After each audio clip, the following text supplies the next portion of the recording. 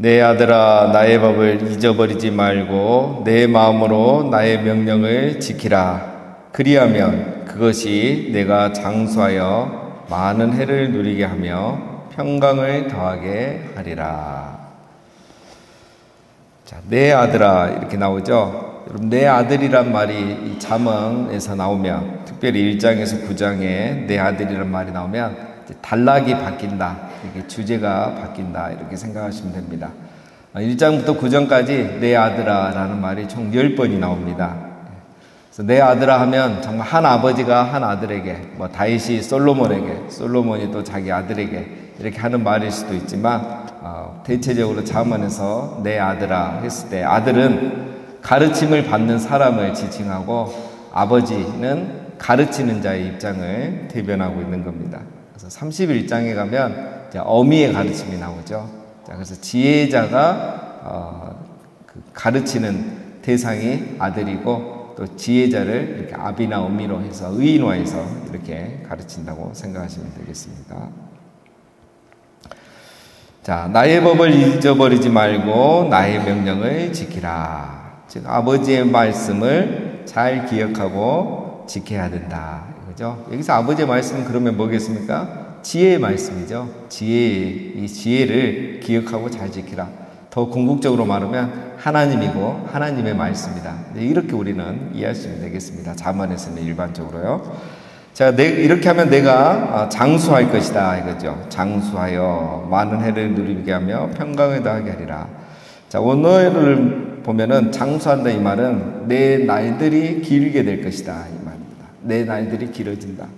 근데 이제 우리가 아시는 것처럼 이제 성경에서, 특히 구약에서 말하는 이 장수는 단순히 오래 사는 걸 말하지 않죠. 여러분, 우리가 뭐 100년, 120년, 150년 그냥 이렇게 오래 사는 무슨 의미가 있겠습니까? 그렇죠?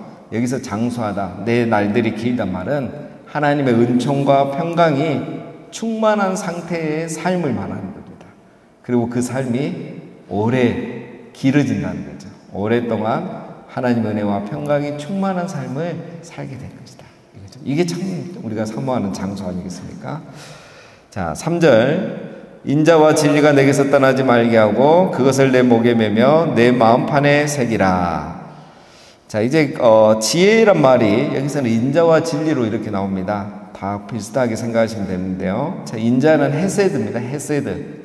우리가 말하는 그 사랑, 은혜. 특별히 이제 영어 성경에 보면 이 견고한 사랑으로 번역이 되어 있습니다. 견고한 사랑.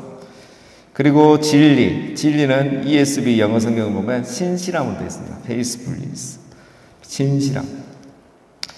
네, 여러분, 인자와 진리, 말 그대로 1차적으로는 어떤 견고한 사랑과 신실함으로 이해하시면 되고요. 또 이제 잠언은 항상 마찬가지입니다. 출애굽기 34장에 보면은 비슷한 말이 나오죠. 은혜롭고 자비롭고 인자와 진실이 많은 하나님이시다, 이런 말이 나오죠.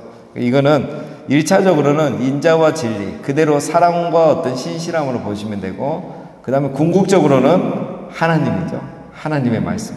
지혜이고 지혜의 말씀이고, 오늘 우리에게는 여기에 이제 예수님까지 포함이 되는 거죠. 자, 잠언은 항상 이렇게 이해하시면 됩니다. 인자, 진리, 꼭 이걸 따지면 힘듭니다. 자, 인자와 진리, 이것을 어떻게 하라? 내 목에 매며. 목에 메고 다니는 건 뭔죠? 뭡니까? 우리 그 여성분들 항상 목걸이 하고 다니잖아요. 주무실 때도 하고, 씻으실 때도 하고, 외출하실 때도 하고. 뭐죠? 일상에서 생활화가 되게 하라, 이거죠. 네, 일상의 생활화가 되게 하라.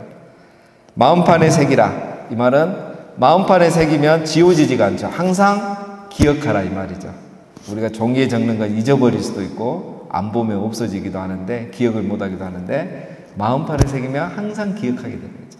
그래서 내 목에 매라, 이 말은 일상생활화가 돼야 된다. 두 번째, 마음판에 새기라. 이 말은 잊지 말고 항상 기억해라. 자, 여러분, 이 말씀도 어디서 많이 들어본 말씀이죠. 다 구약에서 오는 말씀입니다. 신명기 6장에 보면 하나님을 사랑하되 어떻게 사랑을 했습니까? 오늘 내가 내게 명하는 이 말씀을 너는 마음에 새기고. 똑같죠?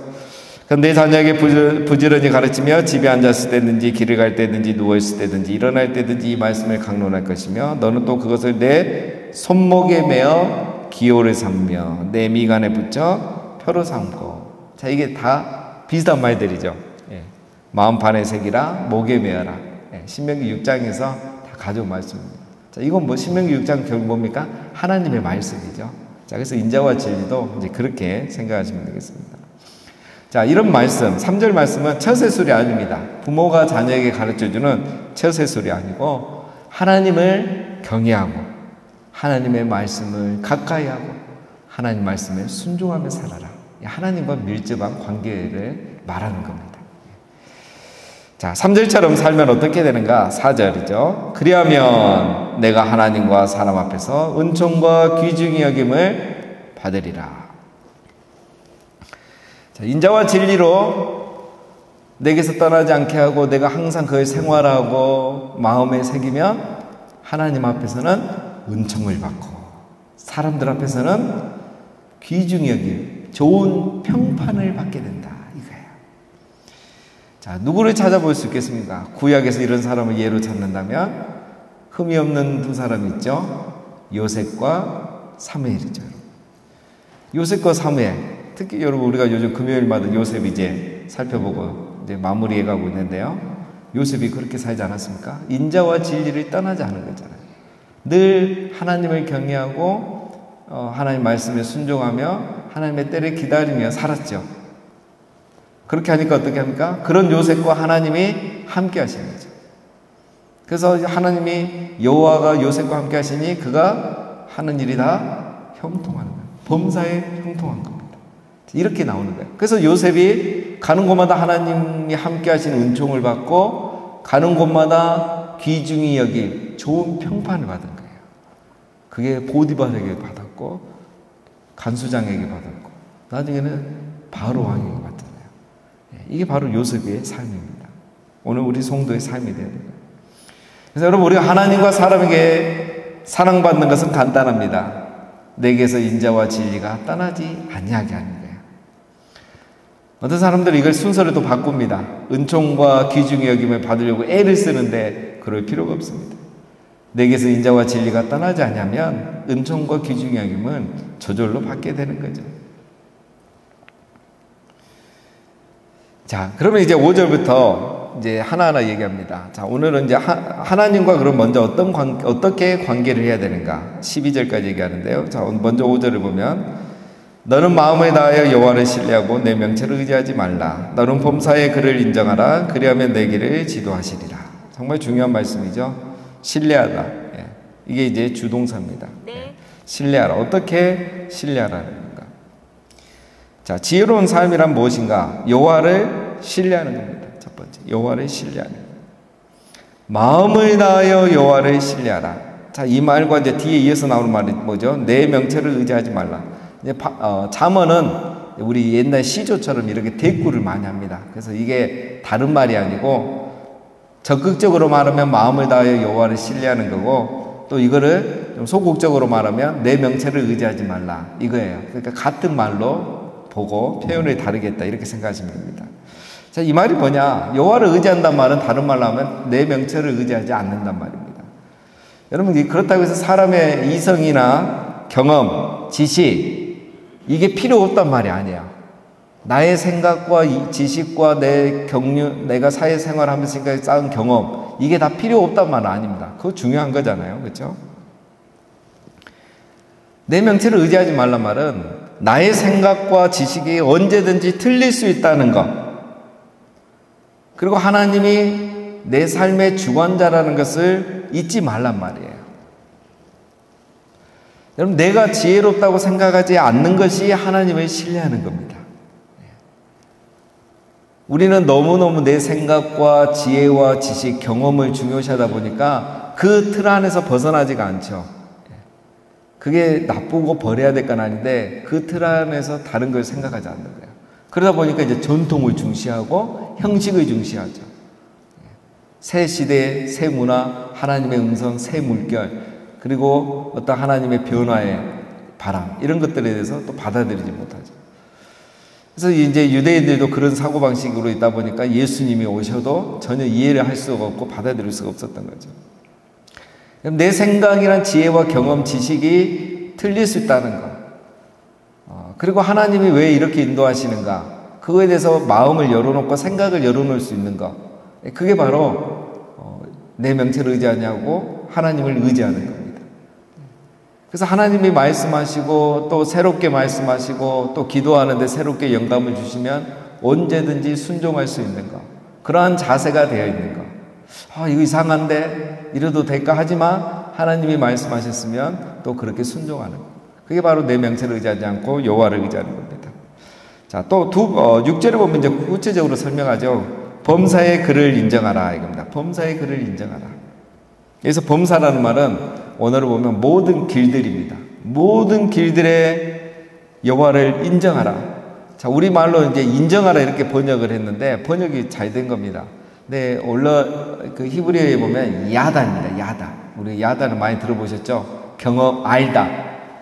알다가 야다잖아요. 근데 알다에는 특별히 경험적으로 알다. 그러니까 내가 책을 봐서 아는 게 아니고 내가 경험을 해서 아는 게 야다입니다. 모든 길에서 여호와를 알라는 거예요. 하나님을 알려면 그러면 어떻게 해야 되겠습니까? 하나님을 경험해야 되죠. 모든 길에서 여호와를 경험하라. 모든 길에서 여호와를 경험하고 알려고 해라. 어떻게? 내 명체를 의지하지 않고 마음을 다하여 여호와를 의지함으로 여호와를 경험하고 여호와를 알라는 겁니다. 내 생각대로 내 지혜대로 하지 않고 하나님의 인도를 받는 거예요. 하나님의 절대 주권을 인정하는 거예요. 그래서 여호와를 경험해가고 여호와를 아는 거예요. 그 맛을 아시는 분들이 지금 이 새벽기도 자리에 나와 있는 걸로 저는 믿습니다. 그렇죠? 그 맛을 아는 분들이 새벽기도 하고 기도하고 기도의 자리에 나오고 하는 거예요. 왜? 내 명체가 내 지혜를 의지했을 때 안 됐는데 정말 하나님을 의지하고 기도하고 말씀 붙잡아 보니까 하나님을 경험하게 되거든요. 상식으로 지혜로 내 경험으로 되지 않는 일들이 일어나거든요. 내 삶 속에서 우리 자녀들 삶 속에서 그런 일들을 보거든요. 그러니까 기도 안 할 수가 없고 말씀 붙들고 순종하지 않을 수가 없는 거예요. 그런 분들이 이제 여호와를 범사의 여호와를 경험하고 여호와를 알아가는 거죠. 이게 바로 신앙생활입니다. 뭡니까? 그리하면 내 길을 지도하시리라. 이 지도하단 말도 아사르, 곱게 한단 말이에요. 곱게. 하나님을 인정하고요. 하나님을 알게 되면, 그래서 하나님을 경험하게 되면 그 사람의 삶의 모든 길이 어떻게 된다고요? 고든 길이 되는 거예요. 굽은 길을 가지 않습니다. 고든 길, 반듯한 길, 편한 길, 행복한 길, 빠른 길. 그래서 여러분 하나님을 인정하고 의지하고 신뢰하고 순종하고 가는 그 길이 안전하고 빠른 길인 줄로 믿습니다. 사람들은 자기의 생각을 자꾸 의지하니까 그게 빨리 갈 것 같지만 안 빨라요. 왜? 좌충우돌 막 이리저리 막 경험하다 실패하다 늦거든요. 거기가. 여러분 왜 사람들이 이렇게 여호와를 경외하고 여호와를 의지하면서 이 고든 길을 갈 수 있는데 왜 그렇게 하지 않을까요? 7절 그래서 이렇게 말하죠. 스스로 지혜롭게 여기지 말지어다 여호와를 경외하며 악을 떠날지어다. 스스로 지혜롭게 여기지 말라. 5절에 뭐라 했죠? 내 명체를 의지하는 것. 그게 바로 스스로를 지혜롭게 여기는 겁니다. 사람들은 왜 여호와를 신뢰하지 않고 의지하지 않느냐? 자기를 지혜롭게 여기기 때문에 그래요. 그래서 결국은 자기 생각대로 하고 욕심대로 하고 그러다가 실패하는 거죠. 가장 지혜로운 길은 마음을 다하여 여호와를 신뢰하는 길입니다. 물론 자신의 능력과 경험을 다 여러분 무시하라는 말은 절대 아닙니다. 우리 하나님이 주신 능력이잖아요. 자신의 지능과 능력이 최선이며 최고라는 이런 어떤 교만한 태도를 버리라는 거예요. 네. 하나님을 의지하라는 거예요. 알지만 기도하고 하나님께 맡기고 순종하고 그게 중요하다는 거예요. 그래야 범사의 여호와를 경험하게 되고 그러면 하나님의 그 길을 곱게 인도해 주신다는 겁니다. 왜 여러분 이렇게 여호와를 경외하는 게 중요할까요? 잠언은 결국 여호와를 경외하라가 결론입니다, 여러분. 여호와를 경외하는 게 지혜예요. 지혜가 뭐냐? 자꾸 묻는데 지혜는 여호와를 경외하는 거예요. 여호와를 경외하면 그 삶이 지혜로운 삶이 되는 거예요. 근데 왜 사람이 자꾸 그렇게 안 하느냐? 자기를 지혜롭게 여기기 때문이죠. 여러분, 결국은 여호와를 경외하라는 겁니다. 제가 욥기할 때도 엄청 강조했는데, 여호와를 경외하라는 말이 이제 시가서에서 각각 나오잖아요. 시편에서 나오고 욥기에서 나오고, 그 다음에 이 잠언에서 나오잖아요. 잠언에서 말하는 거는 이제 일상생활에서 여호와를 경외하라, 악을 떠나라는 거죠. 자, 여러분, 왜 우리가 여호와를 경외해야 되는가? 오늘 말씀에 보면 7절에 여호와를 경외하며 악을 떠날지어다. 그럼 사람들이 스스로를 지혜롭게 여기고 마음을 다해 하나님을 의지하지 않는 건요, 여호와를 경외하지 않기 때문이고, 여호와를 경외하지 않는 것이 악입니다. 우리 그리스도인들이 생각을 바꿔야 되는 거예요. 여러분, 우리가 그리스도인들이 죄의식이 없죠. 왜냐하면 우리가 어쨌든 그래도 뭐 사회적으로 봤을 때는 뭐 남들보다는 우리들이 거룩하게 또 덜 죄짓고 산다 하잖아요. 우리는 뭐 마음으로 미워하지도 않고 속으로 욕하지도 않고, 그래서 뭐 그래도 나는 거룩해, 경건해, 이렇게 생각하잖아요.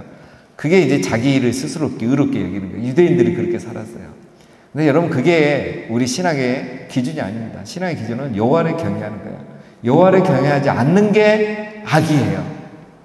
마음을 다하여 여호와를 의지하지 않고 자기를 스스롭게 지혜롭게 여기면서 살아가는 것 자체가 악입니다. 그게 악이에요. 그게 죄입니다. 아담과 하와가 이미 선악과를 먹기 전부터 죄를 범하는 거죠. 이미 그들 안에 하나님의 경외함이 없었거든요. 이미 마음에 하나님이 떠났거든요. 그 자리에 악이 찾아온 겁니다. 여호와를 경외하지 않으면 그게 이미 악이고 죄인 거예요. 죄란 뭐냐? 자기 생각대로 하는 게 죄입니다.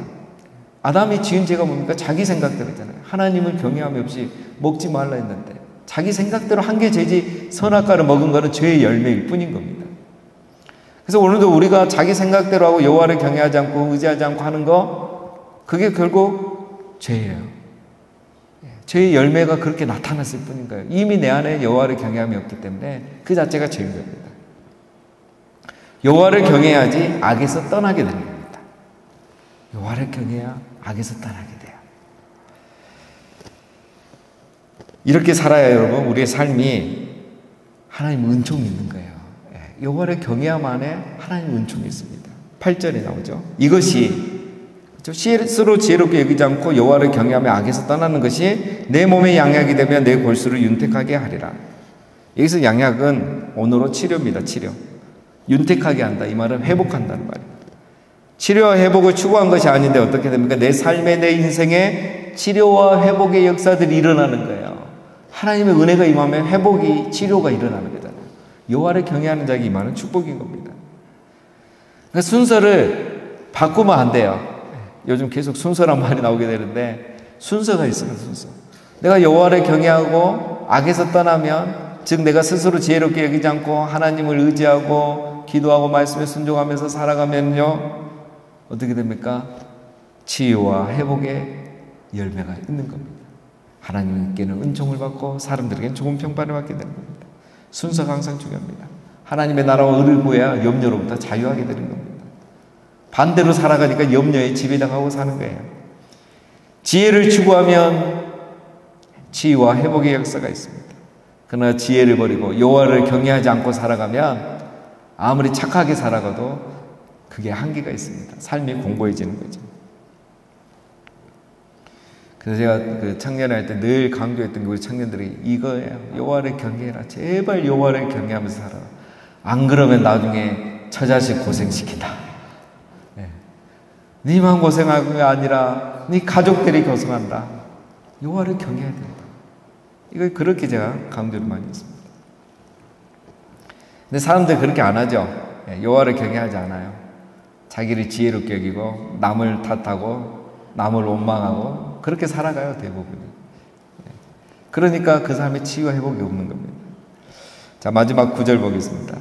내 재물과 내 소산물에 처음 익은 열매로 여호와를 공경하라. 그리하면 내 창고가 가득히 차고 내 포도즙 틀에 새 포도즙이 넘치리라. 자, 하나님을 신뢰하는 삶에 대한 어떤 첫 번째 예라고 보면 됩니다. 여러 가지 이제 우리가 하나님을 의지하고 또 순종하며 살아가는 삶들이 많은데 그 중에 하나가 이제 하나님께 하나님의 것을 드리라는 거죠. 그리고 이렇게 해서 하나님을 신뢰해 보라는 겁니다. 하나님을 신뢰하고 이렇게 물질이 되면 내 창고가 넘치게 된다는 거죠. 오히려 더 넘치게 된다는 거죠. 새 포도주, 그렇죠? 포도주는 오래될수록 좋은 것인데 새 포도주는 햅쌀처럼 여러분 금년에 수확한 포도를 가지고 만든 포도즙을 말하죠. 그러니까 얼마나 더 좋은 거겠습니까? 올해 농사가 풍년이 됐다는 거예요. 포도 농사가 너무 잘 됐다는 거예요. 우리가 이거는 뭐 이미 잘 하시고 계십니다. 우리 물질의 11조, 또 시간의 11조, 우선순위의 11조, 이런 삶의 11조들, 이런 것들을 또 소산물들을 처음 익은 것들을 하나님 앞에 드리라. 이게 이제 정성이잖아요. 하나님 의지하는 거잖아요. 요즘도 이런 젊은 분들이 있더라고요. 최근에 우리 아주 젊은 집사님이 직장을 이제 다시 갖게 됐다고 자기의 첫 월급을 하나님 앞에 다 드리시더라고요. 제가 깜짝 놀랐어요. 이런 분들이 아직도 계시구나. 우리 교회에 소망이 있구나. 이런 생각을 했습니다. 이런 작은 것들 10의 1조, 뭐 첫 열매를 드리는 거, 또 하루를 이렇게 새벽에 기도로 시작하는 거, 또 직장에 일찍 10분 일찍 가서 30분 일찍 가서 기도와 말씀으로 준비하며 하루를 시작하는 거, 이런 모든 것들이 다 뭡니까? 여호와를 신뢰하는 것들이죠. 자, 이런 삶들에는 하나님이 반드시 이런 은총과 치유와 회복의 은혜를 주신다는 겁니다. 자, 이런 내용들이 이제 잠언에 계속 나옵니다. 자, 내일도 두 번째 예가 나오는데, 자, 오늘은 여기까지만 보겠습니다. 자, 오늘의 결론은 인자와 진리를 내게서 떠나지 않는 삶, 즉 그것이 바로 하나님을 경외하는 삶이고 내 명철을 의지하지 않고 스스로를 지혜롭게 여기지 않는 삶이라고 했습니다. 사랑하는 여러분, 이렇게 살아감으로 모든 일에 범사에 여호와를 경험하고 여호와를 알아가심으로 은혜와 또 귀중히 여김을 받는 이 축복이 우리들에게 있으시기를 주님의 이름으로 축원드립니다.